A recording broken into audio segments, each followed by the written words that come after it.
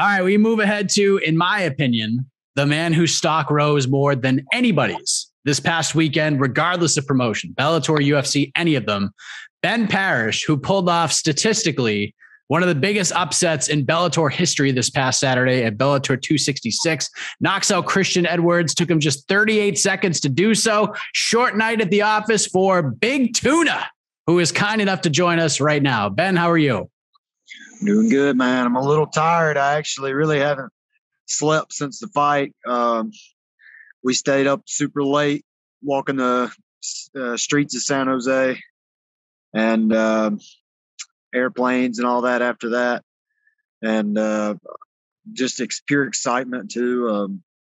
Like I said, but some guy asked me on Saturday night when we were walking around, what's it like, dude? And I said, brother, it's just Sunday. I mean, it's Saturday, tomorrow's Sunday, and we're going to be back at it on Monday. So when I get done with this, I just got off work. I went back to work today, dropped my daughter off at school, back to work. And when I get done with this, right after work, I got another interview, and I'm driving straight to the gym. I've got 2 amateurs fighting in Memphis for Attitude MMA this weekend. And we're going to kick off the week strong, man, get right back on it. You got to go from, you go from fighter, guy gets a big win, and now you got to be dad, and you got to be, Ben Parrish, the worker, and just be a normal guy again. Is that, I mean, you've been doing this your whole career, right? It's not much of a transition, is it, at this point in your life? A lot of people, like in my family, are messaging me saying, man, you're like famous now, or like you're the closest to anything. And I was like, no, I'm me. I'm one of a kind, unique. You don't worry about fitting in when you're custom made. I try to tell everybody that all the time. I'm on top of having a coach Saturday, I'm also refereeing because they need somebody to do it. I referee on the commission here in Mississippi, and that'll be in Tennessee. So it'll be my first or second time doing it there. I can't remember if I've ever went there. Wow. Are you judged too, or have you judged any fights? I don't do the judging. My brother is a judge. I don't, because I mean, reffing, I'm gonna tell you, reffing's harder than fighting too. And the fighter in me, and even like with Christian Edwards, and people have been like, no, man, all day, when I'm like, man, I'm gonna tell you, I kind of feel bad for him. I don't feel bad about knocking him out. Don't get me wrong, but like, you got to think, I just crushed his dreams and mine came true. That's the nature of the sport. And it's kind of painful to, admit that, but, had to be said. I don't really like hurting people. I really like winning though. And I'm really good at doing that. And yeah, it is what it is, but right back on top of things, man. I don't want to stop here and slow down. Yeah. And what's interesting, you talked about, your family saying you're a celebrity now, you're a star. And I know you didn't seem all that surprised. Your circle of people were not all that surprised with what you did on Saturday night. They were post all over social media, take that line and make yourself some money. But you have gotten a whole bunch of traction since the knockout win. Did you expect all this attention? Because you were the star of the card. You were the star of the weekend in MMA. Nah, not really. I mean, they didn't love me when I was beating people up for 10 years. So like loving me now, it's great. But like, does it affect me? Nah, I'm going to tell you, I do a lot better fighting on television in front of however many thousands versus fighting here locally where everybody I know is in the crowd watching. There's more pressure, I feel like, there. But that being said, I would love to sell out the Bridgestone Arena in Nashville or the FedEx Forum in Memphis, because I know you get me, Hannah Guy, Jaleel Willis, just to name a few. I don't know if you know who T. Cummins is, fighting for the LFA title this weekend. Yep. You stack all of us on there. You let me fight Rampage Jackson in Memphis. It'd be pretty cool. I'm telling you, I'll sell it out. I've been getting a lot of messages from people all over, especially all over the South, but all over the world even, that have like, they either had somebody bully them or they didn't have a lot of confidence. You could fill in those lines however you need be. They might be depressed, whatever. But I told them, I'm right here with you. I'm one of you. I'm just me. You're just you. All you can do is be the best you. And nobody's going to be mad at you if you fall short every now and again, but you should always try your best. And boy, that right there in itself, like I said, mission complete, man. Even one person telling me that, much less a couple thousand. But I've answered like every one of the fans that I could, and it's overwhelming. I need to hire somebody to do that. But were you like a lot was made about the odds for the fight, or were you noticing them throughout the build? Like Christian is over minus 1,000 favorite. That. Yeah, he was 6-1 the first time we were supposed to fight, and 6-1 the next time. So I'm really like surprised it shot up to 8 and 1,000. Even some places had it 6. One place had it 1,600. Oh, really? Yeah, or minus 1,600. And if I'd have known that, I would have probably Pete Rose that bet on myself. But, yeah, it would be like that, and like, man, they didn't know I got some friends that's got some money in the Mid-South MMA mafia. And dude, they made so much money. I posted a lot of the ticket stubs. Hell, it's starting to rain right now. I posted some of the ticket stubs, and one guy that owns a jewelry store in New York cashed in $30-something thousand, man. He was like, man, I just seen you and you. I said, man, don't judge a book by its cover. I'm like the American Fedor. Next thing you know, you like. Is that crazy for you to see, like somebody winning 30 grand on a fight of yours? No, man, I told him, and you enjoy that. You ride with me. I'm gonna let you take that one for free, man. I don't even want to cut. That's amazing. So I have so many questions for you, Ben, and we'll get back to the fight itself in a moment, but people clearly want to know more about you since Saturday. People want to know who Big Tuna is. And you've been fighting, you mentioned you've been beating people up for 10 years, at least from like the record boards that I've seen, like Tapology and stuff. You made your amateur debut in 2013. You're from Tennessee. When did this all begin for you? Like, how did the legend of Big Tuna, the MMA fighter, come to be? All right. So in like 2008 or 7, and I've been watching MMA since about 2003, maybe 2002. My dad was a big fan, Tank Abbott. Okay. You know who that is. Oh, yeah. So, I mean, he loved Tank, and we watched, I think it's UFC 43 when he came back to fight Frank Mir, because Frank Mir had, they brought him out. They brought Tank out there to the ring, said, we're going to bring some life back to the division. We were like, my dad was like, whoa.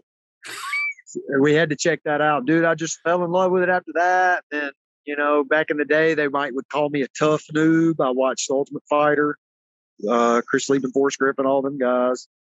2008, I was playing football, and they took me out of football because of my math grades. And, like, I just had to count backwards from 100. In increments of 7 to pass my neurological exam in California. And my math is really good. So like I struggled with it. So I pretty much why I dropped out of college. I did 2 years in junior college, and I was fighting, man. And I had some stuff come up. It always comes up in your personal life that's going to thwart you. And it was either stay in school and finish one more year, or take the ball and run with the fighting career, man. And my first fight was in 2012, October 2012. Another thing about that is, like, they watch these videos. Like, I heard Josh Thompson talk about, he watched some of my videos, and John, and I'm sure Christian Edwards did too. But can you not check the timestamp on the video when it was posted? And you'll see, like, this is, 2012 was about to be 10 years ago. Not even close. That was my very first fight. It's not even close to the same techniques, shape, any of that stuff. So why would you even bank off of that? But despite that, that guy fought me. He was like 2-0. He looked twice my size. Even my own dad thought I was going to lose. I think a lot of people thought I'd lose my first fight too. His name's Montreal Grant. It's on YouTube somewhere. Smashed him, bro. I mean, I beat them all. And it's just because I'm a master at what I do. And I think a lot of the image really plays into it.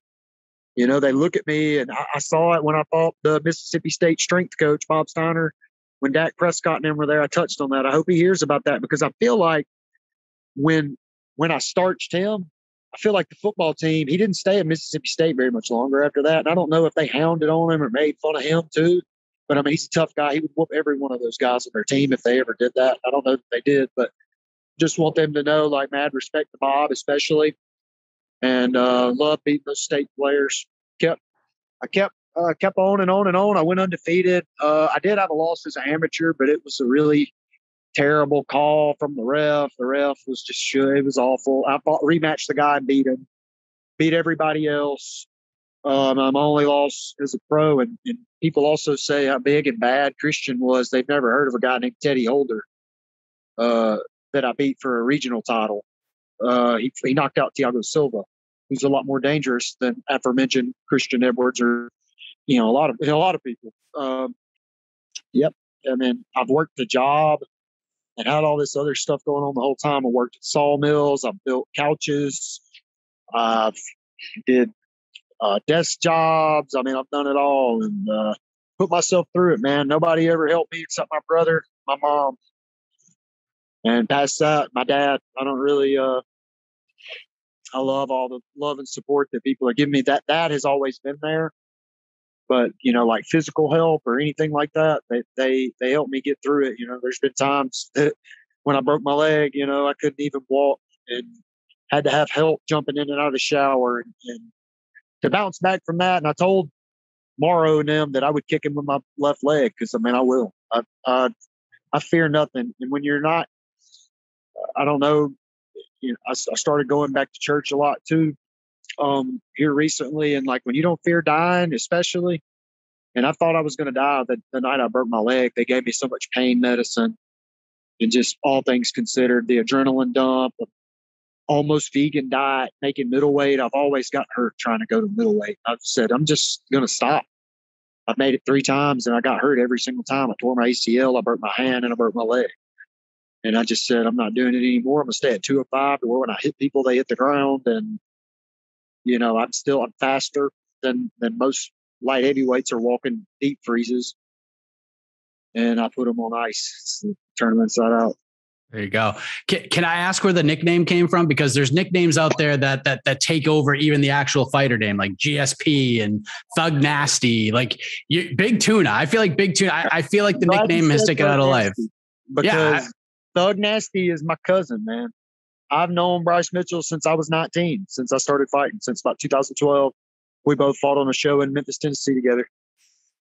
But yeah, Big Tuna.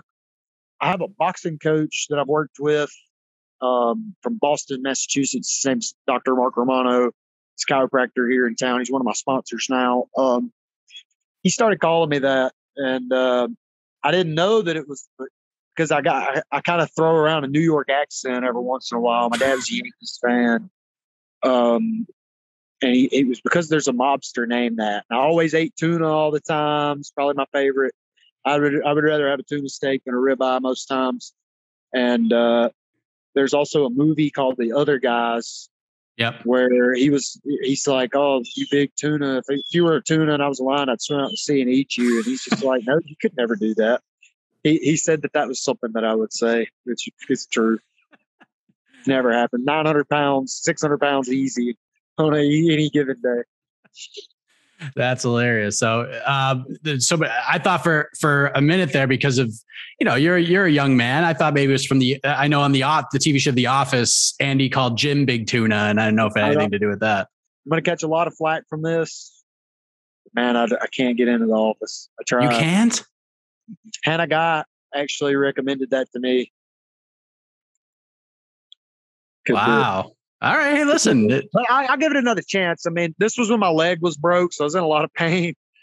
And nothing was really sitting well with me, so I just cut the TV off. Have you ever watched The Sopranos? It's probably my favorite TV show right now. I didn't watch it until I broke my leg. As a matter of fact, I've never seen it, but I felt like Junior when he was a prison in his own home, like broke leg. If he can't go train. Oh man. Are you gonna see the movie? Oh yeah. And hey, I'm not trying to hate on Deanna Bennett's coach. I don't know his actual name. I forgot. I've had a lot going on. But I asked him, they're from New Jersey, and I was like, "Oh, we got the many Saints of New York in here." And he goes, "Why does everybody always associate New Jersey with the Sopranos or Jersey Shore?" And I was like, "Oh man, settle down. The anti-Italian movement over here Sil was talking about."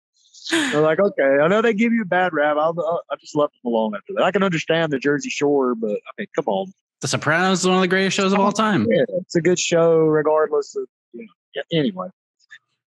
So I liked a lot of what you had to say after the fight, and I know in the post-fight press conference and in other different avenues of putting your thoughts out there, you address the trolls. You thrive on the trolls. Has it always been like that for you? Because some people ignore it, others get powered up by it. Why is it the latter for you, brother? I grew up playing in the Halo 2 and 3 and Call of Duty lobbies. Like, there's nothing they can say to me to hurt my feelings, and I've just always thrived off of it, man. It's like something about like actually wanting me to lose or get hurt or anything, all things considered that they could possibly say to me. I just take it. I'm like, okay, we'll put that back and remember this. We'll revisit this later, and we could talk about it. And I did, man. I went full Jay and Silent Bob Strike Back.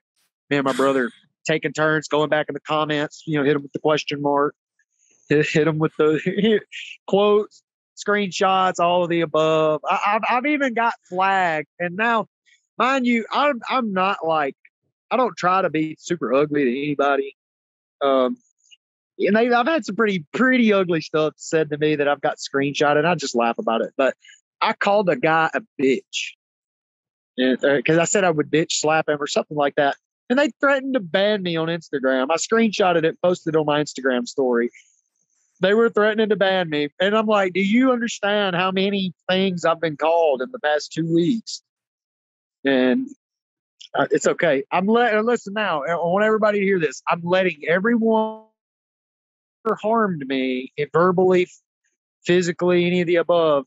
Don't let me forget that note there. I'm going to let you off the hook. I'm going to give you a pass. One last time. Look at me when I say it. One last time, do not doubt me again. Do not bet against me again. My own people here in town, at home, surrounding areas, Memphis to Nashville, Little Rock, Atlanta, Baton Rouge, West Monroe. You know what time it is. Get on board or you're going to be left out in the deep water. Last warning. And the bullying thing, I've never been, let me clear that up too. I've never been bullied. You can imagine why. The few times it was attempted, they were thwarted because the neighborhood I grew up in, I was the youngest of 10 boys. My buddy, who's also an undefeated pro MMA fighter, I'm going to try to get him back in the game. His name's Daniel Morgan. You remember his name also. If you think I'm dangerous, he literally invented hit people like I hit Christian. Okay, we come from like a karate background. That's what my base is. I started in 2008 to lose weight. I had heart problems at a young age when I quit football. I think between me being kind of ADHD and a little excited, I forgot to touch on that. That's really what got me started. I was like, man, if I'm going to play a sport, I'm tired of playing team sports where there's politics. And like, I'm playing first and third down and the coach's kids or whoever's playing, not the who's who in the yearbooks get to play. Whatever, man. I want it to be on me. So I love fighting because you can't blame anybody but yourself at the end of the day. And, I think a lot of people are going to be really stunned when I tell you this. Like, I technically don't even really have a coach. My coach is my jiu-jitsu coach, Cody Floyd. He's black belt, but he's 170 pounds. And, he's not a striker. I'm really more of a striker. We're really the coaches. So I'm literally training people while I train for these fights. And I've always done it that way. And everybody's always said, Ben, you got to go to Top Team. Ben, you got to go to Jackson's. Ben, you got to go to Sanford, which I would love to go to Sanford MMA with my guy Saul Rogers, Coach Jones. I love hanging out with those guys this week. But I don't have to do anything. Let's be clear. They're not going to make me anything better except for the looks and the rounds. Right? Like, I've been studying MMA for 10 years, so I'm gonna say that, like, instead of going to college, I got a master's in mixed martial arts. That's my. It's gonna be it. Bryce Mitchell says the same thing, man. Yep. Bryce Mitchell sparring, with the kids class. If they come in there and want some, he's just doing the work. You do the work, everybody. Like, don't make it any more complicated than it has to be. 5-minute rounds. Mixed martial arts. You know the rules, unified rules. If you don't, go listen to Big John McCarthy. He helped write them. Did I hear at the press conference that you said, because this is the third time this fight was booked with Christian Edwards, that you were that if this fight fell off again, that you were done fighting? Is that retired? Oh yeah. Okay, so why that decision? Let me walk through this. Okay.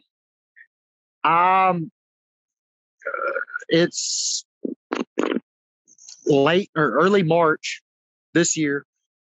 I'm at my girlfriend's house, walking around in the front yard, playing with my dog, and manager calls me and he asks me to fight the guy that fought Rumble, Gugu, for that Friday. And I was like,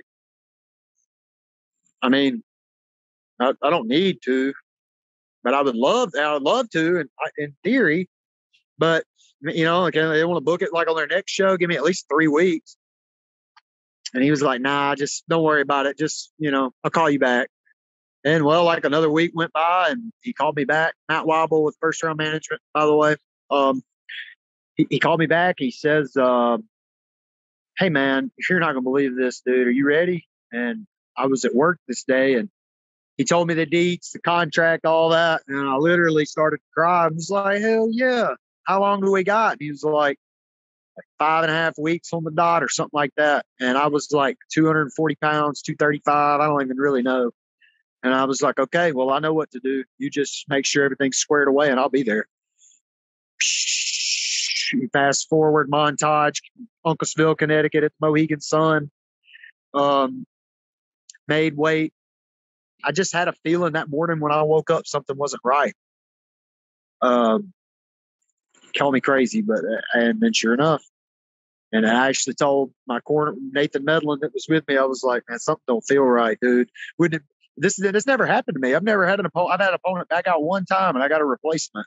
And most of the other times that I had backouts or whatever, or shows canceled, it's just I couldn't find anybody to fight from around here. They didn't want to risk it for biscuit. But I've always been down to get in there, man. And like Matt talked on that, scared money don't make money. You want to sit at home and fight cans? Be my guest.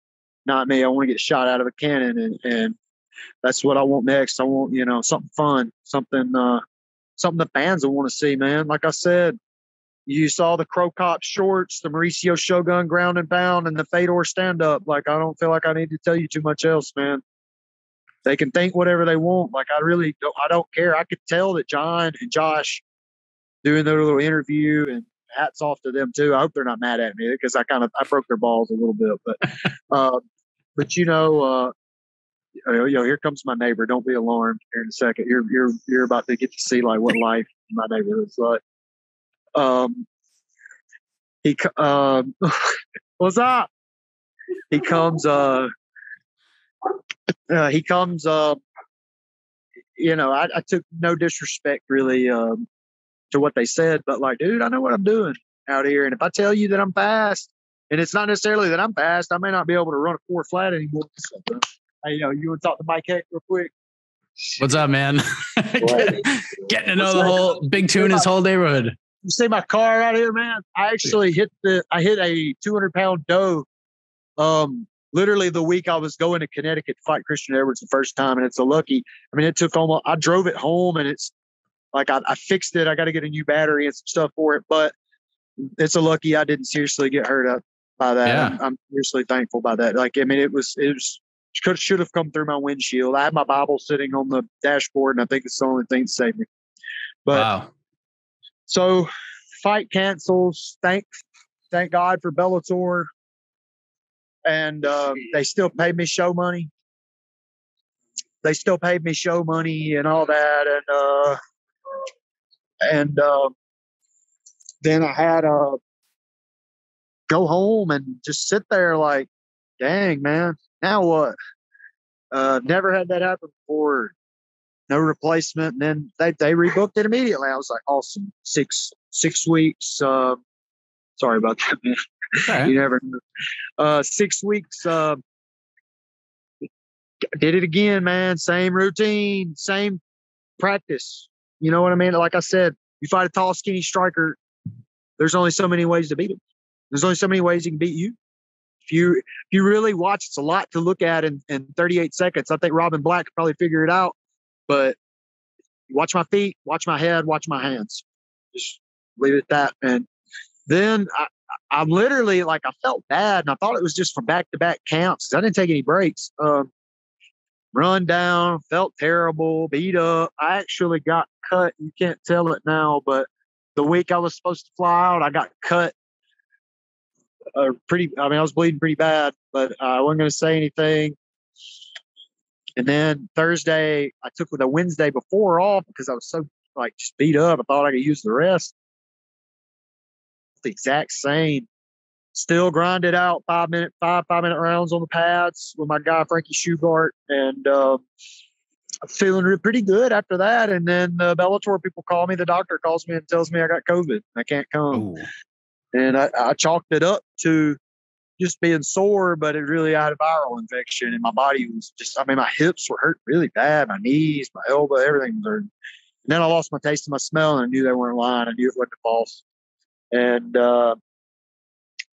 Edwards still fought one, and I honestly thought that they would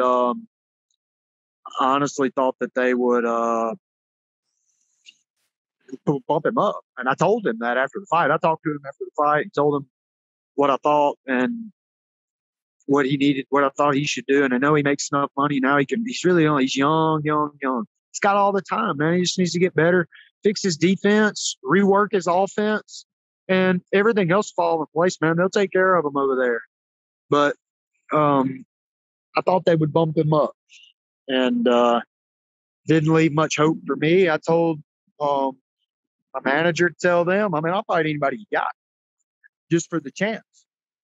It ain't, doesn't matter about time. I'm in shape.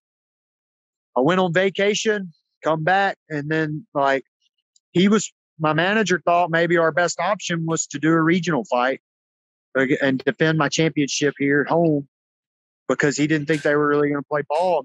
Look at me, look at my record coming off a loss to be going from laying in the hospital bed for 3 days to fighting on national TV, opening up Showtime Sports.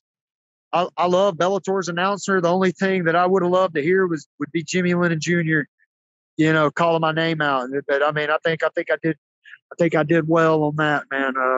And get the win like that. I knew I would do it like that. And if it didn't go like that, if I didn't lay him out or he didn't lay me out, I don't know what would have happened, man. I think I could have beat him anywhere, and I know he felt the same way about me. But I got a lot to show, and I don't think anybody will believe it when they see it. Like I said, they're going to discredit me, Mike. They're going to say it was luck. They're going to say all the lucky punch, fluke, broke clock right twice a day, all of the above. And I was telling them, man, I think I'm going to retire if they don't give me this fight, or I'm going to do this regional fight. And if nobody wants to sign me after that, I'm just going to retire on top and or as top as I can get. Because I'm getting old. I'm fixing to be 29 next week. A lot of injuries, and so the only thing left for me, I just live my dream, man. Fighting on Showtime. I've watched every Strike Force. I've watched so many boxing events on Showtime. Anything left after me is making money and having fun. And if I'm not having fun, I don't even want to do it. And it's got to that point where it's not fun. It's more like work than anything else. And it's hard. People don't understand how hard it is until you do it. And, but I never gave up, and I don't think anybody else should. Now there comes a point in time, like I'm responsible. Also, I have a daughter to think about, my own health to think about. I've just thought, anything else for less than what I would be making to fight for Bellator or any of these big promotions would just the risk would outweigh the worth. And, I might break my other leg or tear my other knee up, and it's always a possibility and always will be. But you got to be committed, and anything like that, the monetary gain kind of helps. And I never did it for the money, man. I just wanted the chance to show, like, we can get down here. That, what they should do? This is $1 million idea. They really should hire like a MMA talent agent. I sat by the talent scout for the San Jose Sharks on my way home. He was going to Arizona and then going somewhere else to but I got to thinking, like, man, they should do that. Like, I could do that. When I get done, when I get done fighting again, I think that's probably what I'll do, because I know who all the up-and-coming guys from the top of Tennessee to the almost tip of Florida or amateur and professional. And this is all I've done for a little bit over 10 years, man. This is all I do. This is all I know. That's pretty much icing on the cake for me, man. Just getting that W, just showing them that I wasn't lying, telling the truth. Truth to set you free. You know what I mean? Yeah, absolutely. Matt, you could talk to Matt. You could be like Matt's you could be Matt's talent scout for first round. He likes the up and coming guys anyways. He's got a good eye for talent anyways. Yeah, believe me, I've talked about him. I don't know. Maybe I had to make him a believer too, but but think about it. Think about if the UFC or Bellator had somebody hired to do that, to make these people, you find these people like me that you've been missing that can work, that can get on the mic and they could get in the ring. That's what you want, man. You want those guys. You need them, or the sport's going to have. I'm not going to badmouth anybody. I'm just saying there's certain people that you don't want to get popular, but yeah, you know. So you sent out a tweet earlier that caught my eye and a lot of other people's eyes, that your mom was booted off of MMA Reddit because she was defending you against trolls. Is that true? What the hell happened? I don't really know. She was telling me about it earlier. I can't actually confirm that they booted her off, but I don't think she would make it up. I'm trying to run all my social media myself and stuff right now, but I got my brother helping me with my Twitter account. I don't really like using Twitter. He relays any information I need to know to me. He probably posted that. I actually didn't know that, but I did know that they booted her off the Reddit, and she got on there she probably just threatened them physically, honestly. Like, we're not going to talk about it where I'm from. We just get it going. That's unbelievable. I can tell you, Ben, since Saturday, you have become a favorite amongst everyone here at MMA Fighting. And actually, before I finish that thought, that was your first fight with Bellator. You get a big win. And I know you mentioned Hannah Guy. She was in a similar spot not long ago. She did not get a contract right after, at least at this moment. She didn't get a multi-fight deal. I know she's got a regional fight coming up. What is your status with Bellator? Do you have a deal with them yet? Have you had any discussions after that? Matt, Malky, and Abe can talk to him, man. I'm not going to say I don't care, but I want something fun. I'd love to make more money. Any of the above, man. I mean, I'm just happy to be here. Really, dream come true.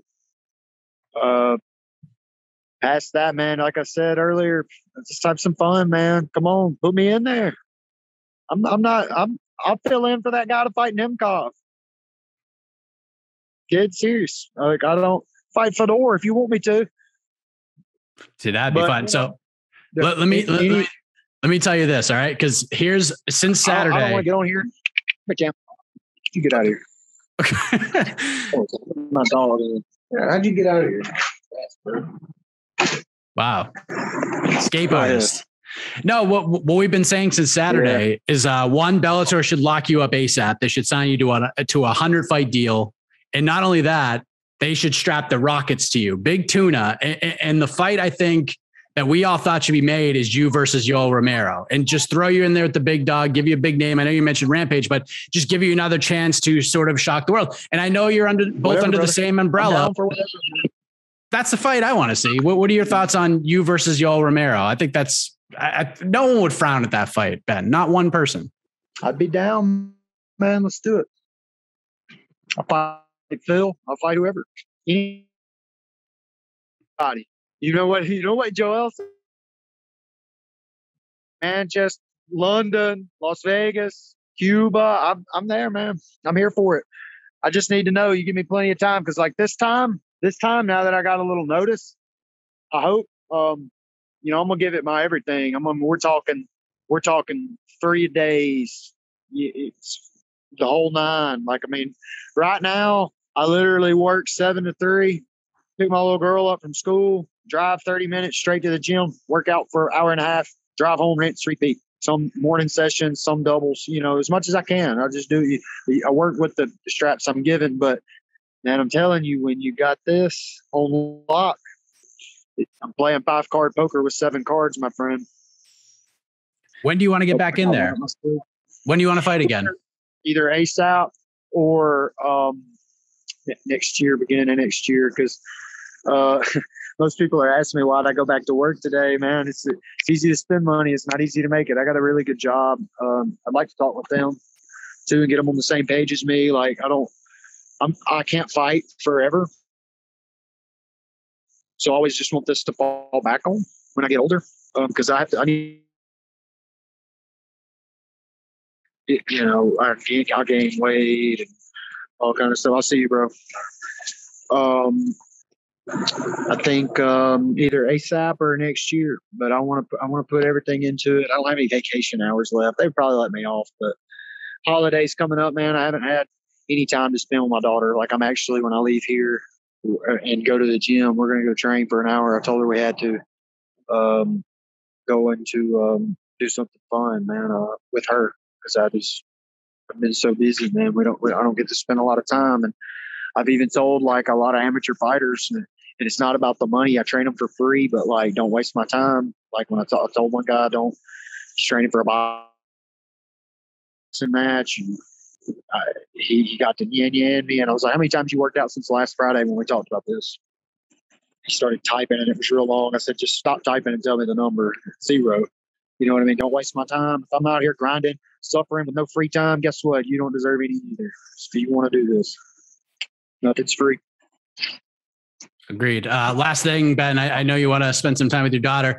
A few minutes ago, as we record this, and I don't know if you posted this or your brother did on Twitter, a photo from 8 years ago popped up. You got a Pride hoodie on.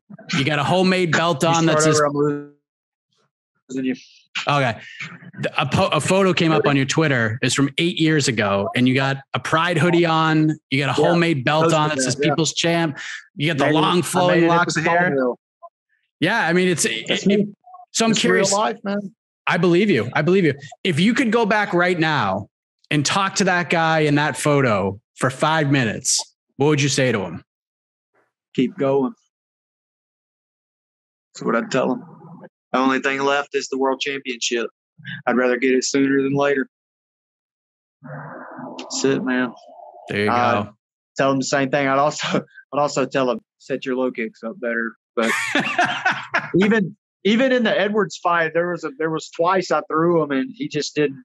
When I rear legged him with my right leg, that one hurt him. But he almost caught me with the cross there. But when he threw it, I knew that's the moment I knew that I had him, because he just didn't have that pop. He was fully measured off. He should have really hit me hard, at least knocked me off balance.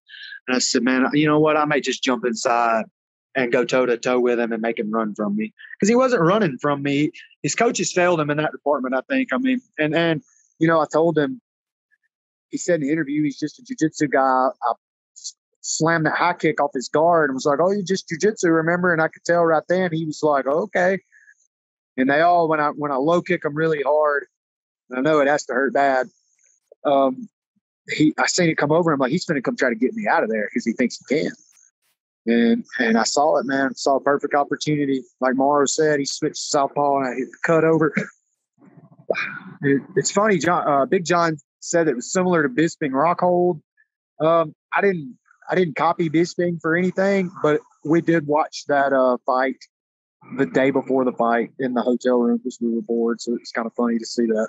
It was wow. Funny. That's awesome, man. I think you got a lot more fans now as well. Congratulations. Incredible performance. I love seeing when guys and gals have their moments and they come almost out of nowhere in the national scene, the global scene, and their stocks rise as quickly as yours is right now. It's just an amazing thing to see. So well done to you again, Big Tuna. Looking forward to seeing what's next for you. And if I'm Bellator, I am getting on the phone with Matt Weibel and I'm signing you up for the long term.